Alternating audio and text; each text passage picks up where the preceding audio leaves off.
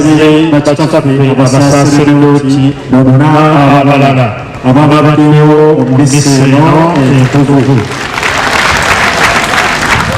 Ababaka wa Parliament basaba malayika omugulu nabo bamalayika omugulu abatudde kati kansabe DJ otuwa akayimba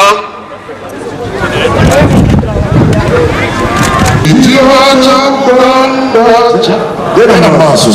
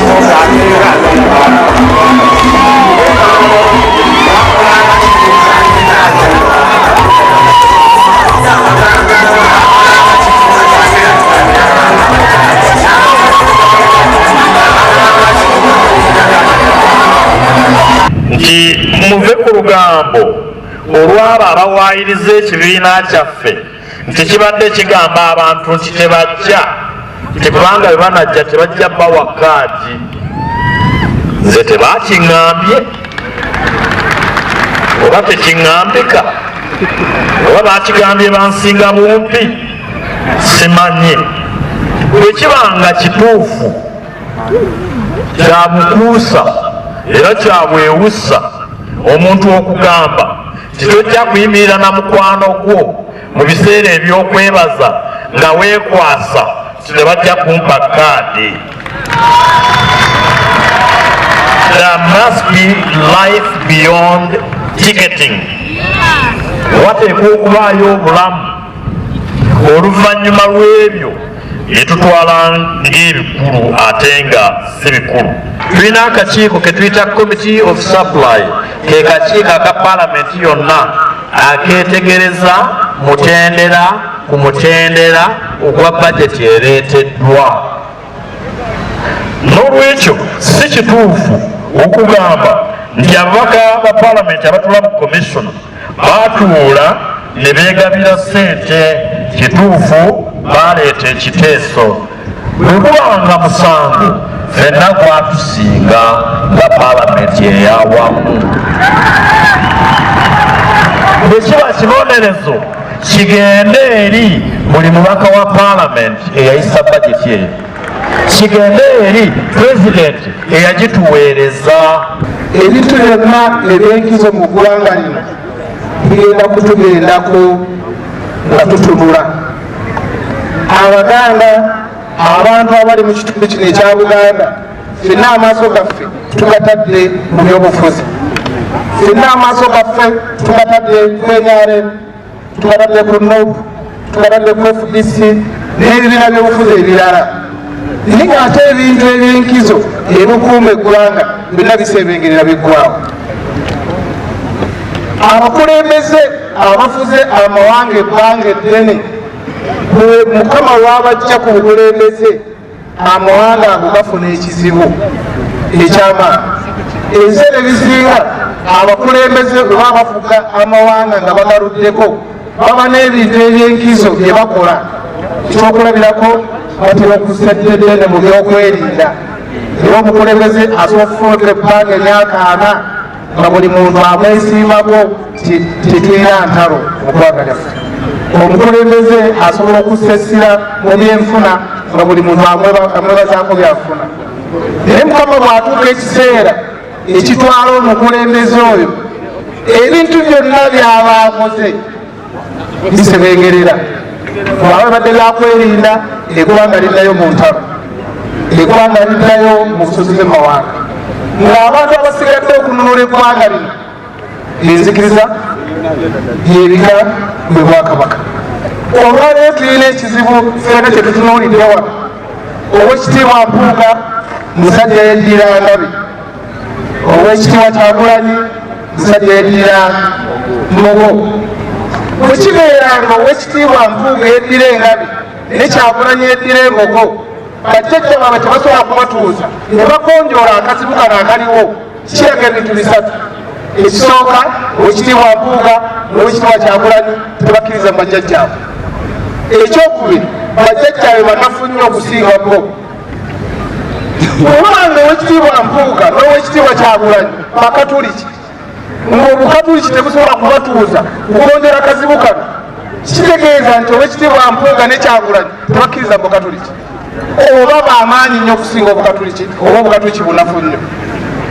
Bwe kiba nga Oweekitiibwa Mpuuga Muganda nga n'Oweekitiibwa Kyagulanyi Muganda, nga Buganda tebusobola kubatuuza ne bamalawo ensonga eno, kitegeeza tebakkiriza mu Buganda, oba kitegeeza nti Oweekitiibwa Mpuuga ne Kyagulanyi bamaanyi nnyo okusinga Buganda. Bwe tuba tetusobola kugonjoola kazibu kano naye nga tutunulira ebizibu ebinene eggwanga bye ligenda okugendamu, ne tunaabikwata tutya? Njagala okusaba Bannayuganda mwenna mujje omuzannyo mu ggwanga lyaffe. Eggwanga lyaffe ligenda kutuuka nga lirina ekizibu, nga bannaddiini tebalina makulu, ab'Emmengo tebalina makulu, abakulu b'eka tebalina makulu. Tufe tube mu ggwanga nga NUP teriyo, NRM teriyo, FDC teriyo. Saba tujje omuzannyo mu ggwanga lyaffe, saba tuzimbe ebintu ebikulu ebinyweza eggwanga lyaffe. Abantu ba Kabaka mwenna obugunjufu kya muwendo. omuntu atali mugunjufu tumunenyeza bazadde be bye tulaba ku mikutu nga birimu n'abantu abalabikanga abantu nga ne bakola ebyobujega nsaba temubigoberera. Omuntu alina omutwe kuliko emimwa, amatu n'amaaso. Abantu ba Kabaka mukozese nnyo omutwe okusinga emimwa. Ekisembayo, tulina omwezi ogw'omusanvu gwe tuyita kasambula bisambu, mubaamu embuyaga. Embuyaga bwejja etwala ebiveera, etwala n'ebisaaniiko, olumu emenya n'emiti. Njagala okubasaba nti embuyaga tebatwala, bannabuddu embuyaga tebatwala. Mbuga kyayogera mu palamenti kiba kyekyo.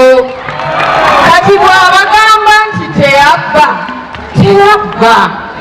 byebyo byennyini bye bituleetera obuzibu, kubanga abakulu baffe tubayisizaamu amaaso.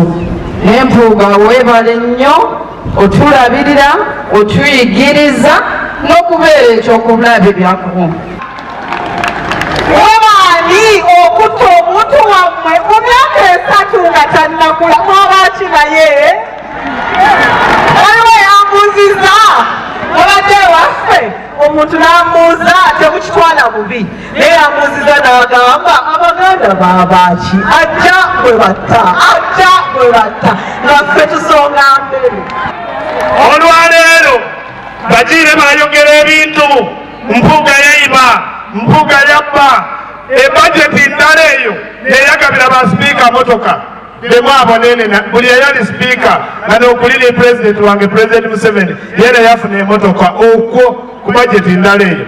Ku bajeti ndala eyo neyagabira abantu bonabona ba prime minister bani ex-gracia bonabona bafuna. Era bajeti eyo nikye bakozesa okugabira buli muntu akasiimo abayire mu gavumenti.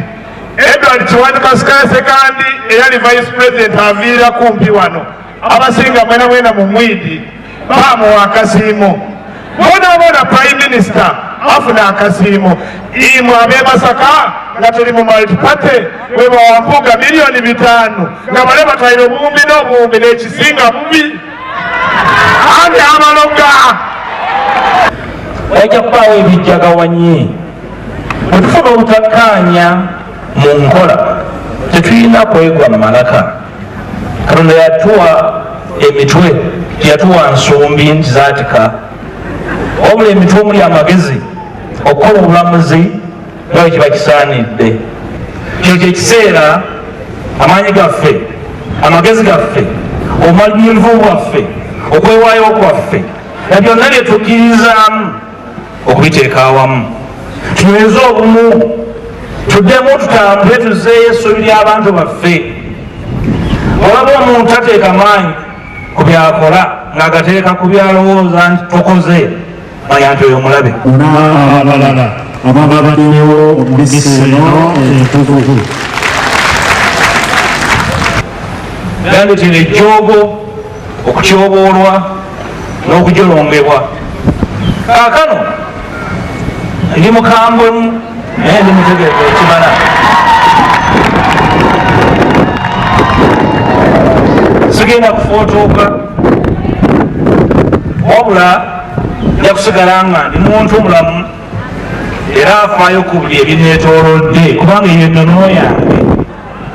Njagala kubasaba temuddayo kugenda kuvumaŋŋana, temuddayo kukiinagana ng'abakulembeze, temuddayo buli omu kuyisaamu ne lugaayu. Muwuliziganye mu makkati gammwe ngenda kubeeramu, sigenda kuwummula. Katonda kyampadde amagezi, siina kinnuma, simagira, sibongootangako, sibayitaako kiwandiiko mu paali neŋŋamba nti saakirabye, buli kimu nkiraba era nkigoberera.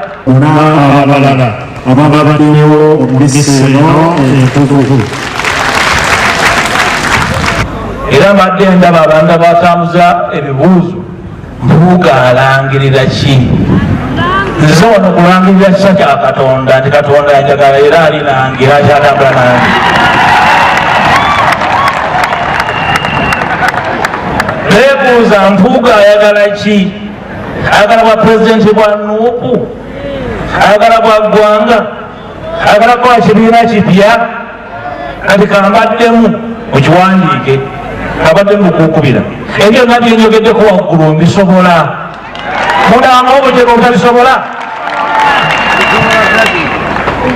mu kaseera kano ngenda kuwa obudde okunoonya obumu eri ababwetaaga okuba mu nsonda ya Uganda ngenda kukolagana buli muntu yenna ayagala enkyukakyuka nga sunnayo akuteekamu jjejjeremu wakalulu ebyobufuzi bibeeremu ekinyusiire ekigendererwa ekitwala eggwanga mu maaso nze nammwe okuba leero tutandisa olugendo lulimu ekigendererwa okutaasa eggwanga lyaffe obusika bwaffe bubeere bwa muganyulo era ndi mwetegefu ga muzzukulu wa Nsamba okubeera wakati mu lutabaalo olwo lubeemu ekinyusi n'omulamwa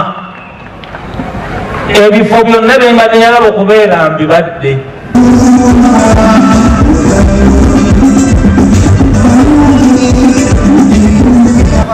bweyasalawo okwesogga ebyobufuzi n'okwesimbawo mu kulonda mu mwaka wa 2011 saasooka kukyagala nga ndaba akyali muto ddala kyokka obukiise bwe mu paliamenti okuva olwo okutuuka kati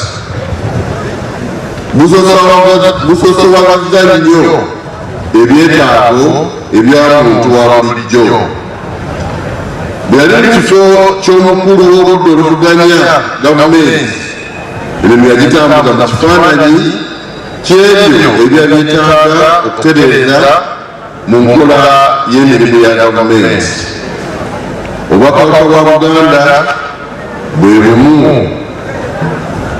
ku bagabana buweereza bwe ebyobufuzi biri mu kaweereege mungi okunyomagana okuyombagana okumagana okwerangira n'ebiringa ebyo nkubiriza bannabyabufuzi okubeera bakkakkamu okusangamu ekitiibwa okuwulizinganya ate n'okusonyiwagana ebyobufuzi ebitaliimu mutuulamu tebisobola kuzimba Uganda ebyeyagalaza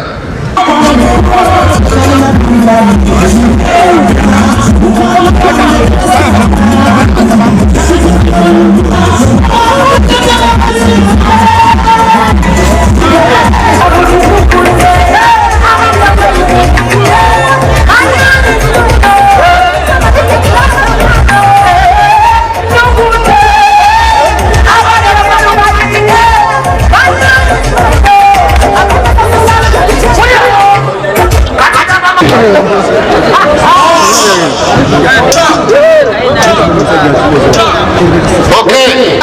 Ladies and gentlemen, the number one Ugandan artist is Dom Channel, Alien Master. Hush.